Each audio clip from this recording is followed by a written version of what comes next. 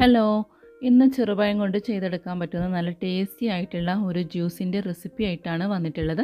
നമ്മൾ ഈ ചെറുപഴം വെച്ചിട്ട് പല രീതിയിൽ ജ്യൂസ് ഉണ്ടാക്കാറുണ്ട്. അപ്പോൾ ഇനി ഉണ്ടാക്കുമ്പോൾ ഇതുപോലെ ഒന്ന് ട്രൈ ചെയ്ത് നോക്കുക.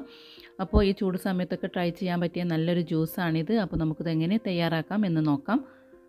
ഞാനിപ്പോൾ ഇവിടെ കുറച്ച് ചെറുപഴം എടുത്തിട്ടുണ്ട്. ഇപ്പോൾ 3 ഗ്ലാസ്സിലേക്കുള്ള അളവാണ് ഞാനിപ്പോൾ പറയുന്നത്. അപ്പോൾ ഞാൻ അതിനായിട്ട് ഒരു 4 ചെറുപഴമാണ് എടുത്തിട്ടുള്ളത്. ഇനി ചെറുപഴം ഒന്ന് ചെറിയ കഷ്ണങ്ങളാക്കിയിട്ട് ഒന്ന് മുറിച്ചെടുക്കാം.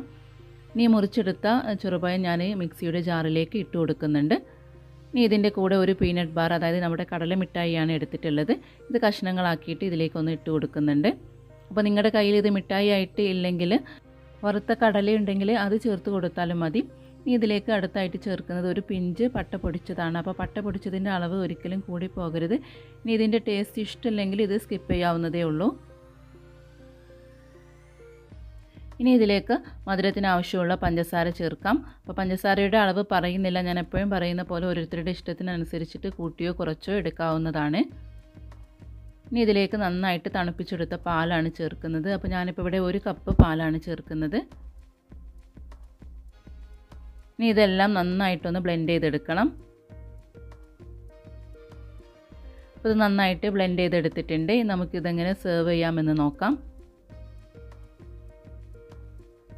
അപ്പോൾ സെർവ് ചെയ്യുന്ന ഗ്ലാസ്സിലേക്ക് ആദ്യം വേണമെങ്കിൽ കുറച്ച് ഐസ് ക്യൂബ്സ് ഒക്കെ ഇട്ട് കൊടുക്കാം.